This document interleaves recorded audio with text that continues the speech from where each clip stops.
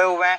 जाटव साहब देखिए, Samajwadi party, Congress party दोनों दोस्त हैं। उत्तर प्रदेश के परिदृश्य में देखिएगा तो बिल्कुल है, लेकिन कोई एक दूसरे के जो एरिना है उसमें बहुत ज्यादा कूदने की भी कोशिश नहीं कर जाता। राजनीति की एक खूबसूरती भी हमें समझ में आती है।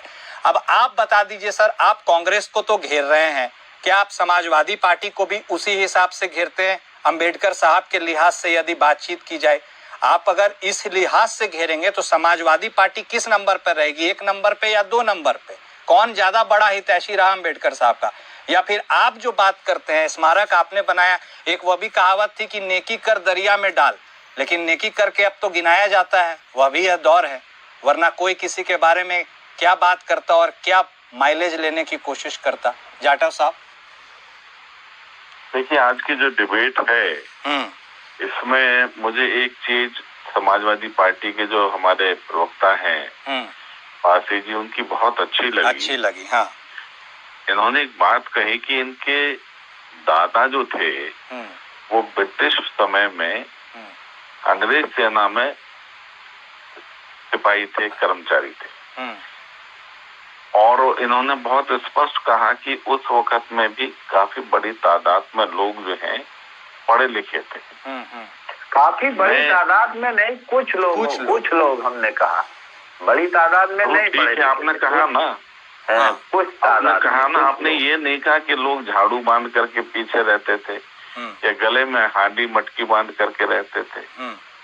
और वो सवाल किया नहीं गया, तो मैं जो है इनको और स्पष्ट करूं, वो सवाल अब सुन ले भाई साहब, आप सुन ले, ठीक, अभी मेरी बात सुन ले, कोई बात नहीं, आप अपनी बात बोलना जब आपका समय आए। और इनको एक और इतिहास बता दूं, ये लखनऊ का नाम लखन पासी जो थे वहाँ के शासक, बिजली पासी जो वहाँ के शासक थे, उनके बेटे के नाम पर है।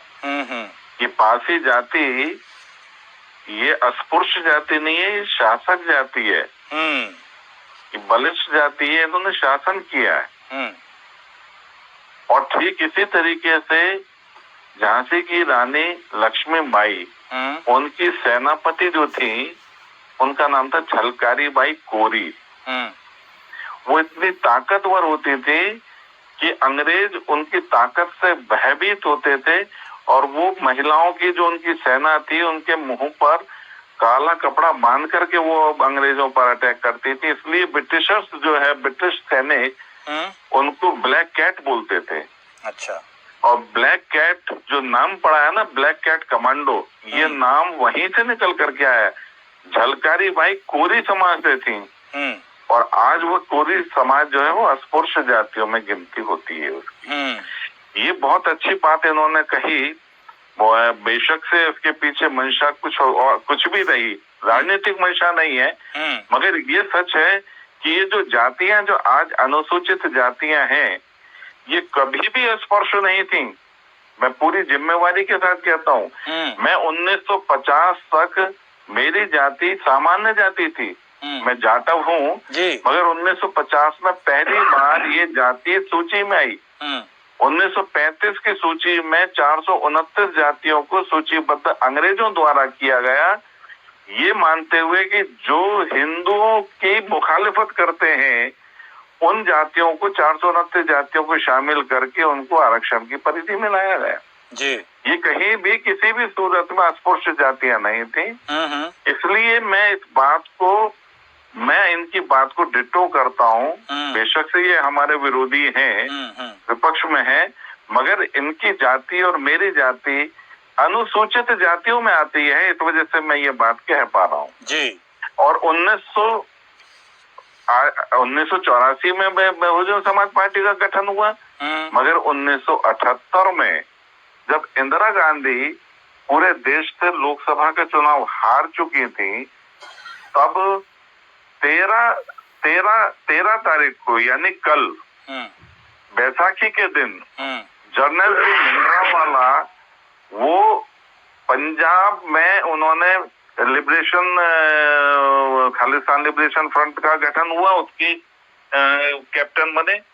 और उससे अगले दिन रोपड़ के काशीराम उन्होंने वामसेफ का गठन किया, और उन दोनों के पीछे कौन थे ये आप इसको समझ सकते हैं। चलिए, अब यही बात हुई ना। नहीं, एक मिनट सुन ले, बोलिए। उसके बाद एक ने तो गोली से आतंक फैलाया और दूसरे ने गोली से आतंक फैलाया।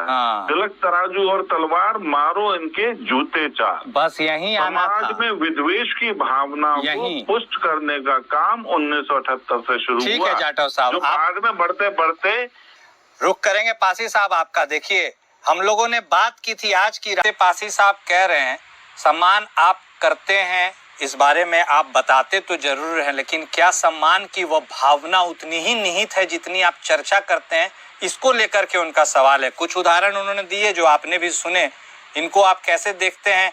और अब चूंकि अम्बेडकर जी के नाम को लेकर के खूब विपक्ष हो चाहे सत्ता पक्ष हो बातें करता है, क्या सिर्फ बातें में ही चीज रह जाती हैं या वाकई में कुछ चरितार्थ इसका कुछ रिजल्टेंट भी निकलता है? जाटव साहब देखिए, आज बाबा साहब भीमराव रामजी अम्बेडकर जी का जन्मदिन है, पूरे देश भर में मनाया भी जा रहा है। स्वाभाविक बात है, उन पर हम एक सकारात्मक चर्चा भी करने की आवश्यकता है। जिस तरीके से अभी हमारे पासी जी ने जो बातें कुछ कही कि ये धाराओं के नाम क्यों बदल दिए गए, नंबर क्यों बदल दिए गए, इन बातों का कोई इस आज के जो इतना बड़ा जो हमारे जो समारोह हो रहा है देश में, इस दिन इस पर चर्चा करने का ये विषय भी मुझे नहीं लगता कि किसी प्रकार से चर्चा के योग्य है। सही मायने में भारतीय जनता पार्टी ने बाबा साहब भीमराव अंबेडकर को इस देश का एक आइकन बनाया। जिस तरीके से बाबा साहब भीमराव अंबेडकर का इस देश के निर्माण में समय समय पर, जब वो ब्रिटिश काल में 1942 में 9 जुलाई 1942 को श्रम मंत्री बने वायसराय की समिति में, कैबिनेट में, उसके बाद में उन्होंने मजदूरों के लिए बहुत काम किए। इसके अलावा उन्होंने, लोग कहते हैं ना कि बाबा साहब भीमराव अंबेडकर को कांग्रेस लेकर के, अरे भैया 1942 में वो ब्रिटिश गवर्नमेंट में वो केंद्रीय मंत्री थे, श्रम मंत्री थे। वो अपने आप में इतने सक्षम और ताकतवर थे कि 1947 में उनको कानून मंत्री बनाया गया। और इस आशय के साथ कि जो उनका जो ज्ञान, कुछ बोलना चाह रहे हैं क्या पासी साहब? कुछ बोलना चाह रहे हैं? एक मिनट जाटव साहब कहा कि हाँ बोलिए पासी साहब। बताइए, ये चर्चा का विषय नहीं है या है? आप ये बताइए कि उन धाराओं का नाम बदलने से या डायल 100 को क्या बाबा साहब अम्बेडकर के फायदा क्या? वो ज्यादा बेहतर नहीं होगा? बाबा साहब को कोई तकलीफ नहीं होगी। ठीक, आप इतना एक लाइन में बता दीजिए कि इससे क्या फायदा हुआ और क्या नुकसान। ठीक है, बोलिए जाटव साहब।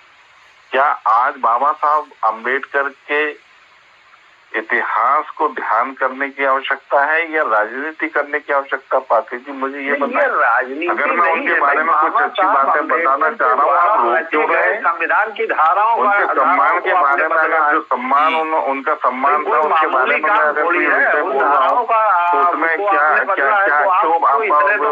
उसमें क्या जरूरत थी उसको, क्या आवश्यकता थी कि आपको बदलना पड़ा? जैसे मैं नहीं कहता हूँ कि क्यों बदला है, मैं यही जानना चाहता हूँ उनके बारे में, उनके इतिहास के बारे में भी बात कर लेते हैं। समय जाया हो रहा है। ठीक है, बोलिए बोलिए। उनका बहुत अच्छा इतिहास है, नौजवान बच्चों को सुनने दो। तो बाबा साहब भीमराव अंबेडकर 1947 में कानून मंत्री बने और उनके अनुभव के कारण से उनको कानून मंत्री बनाया गया, क्योंकि ब्रिटिश सरकार में वो विभिन्न ओहदों पर रह करके उनके पास एक बहुत बड़ा अनुभव था। रिजर्व बैंक ऑफ इंडिया को मान्यता देने का काम करने में उनका बहुत बड़ा योगदान था। तो इस तरीके से उन्होंने 1947 में उनको कानून मंत्री बनाया गया ब्रिटिश गवर्नमेंट, ब्रिटिशर्स के द्वारा। और फिर उन्होंने भारत के इतिहास में, भारत का जो संविधान है उसमें अपने अनुभव को ध्यान में रखते हुए वो ड्राफ्ट किया। तो जाटव साहब, बाबा साहब के सपनों का यह भारत है क्या? जैसा बाबा साहब के सपनों की भारत की बात की जाती है, क्या आपको लगता है आज के प्रेजेंट स्टेटस में उनके सपने साकार हो गए होंगे? देखिए, सपने तो हमेशा साकार होने के लिए ही देखे जाते हैं। और उन सपनों को साकार करने के लिए हमारी सरकार जो है वो कार्य भी कर रही है। और तमाम तरीके से उनको सम्मान देने का काम किया। जहाँ पर बाबा साहब अम्बेडकर पैदा हुए उस स्थान को हमने भव्य स्मारक बनाया। जहाँ पर उन्होंने दीक्षा ली वहाँ पर हमने भव्य स्मारक बनाया। जहाँ उनकी अंतिम सांस ली 26 अलीपुर रोड, वहाँ हमने भव्य स्मारक बनाया। जहाँ उनका अंतिम संस्कार किया गया चैत्य भूमि, वहाँ हमने भव्य स्मारक बनाया। जहाँ उन्होंने अध्ययन किया ब्रिटेन में जाकर के, उस मकान को हमने भव्य स्मारक के रूप में बनाया।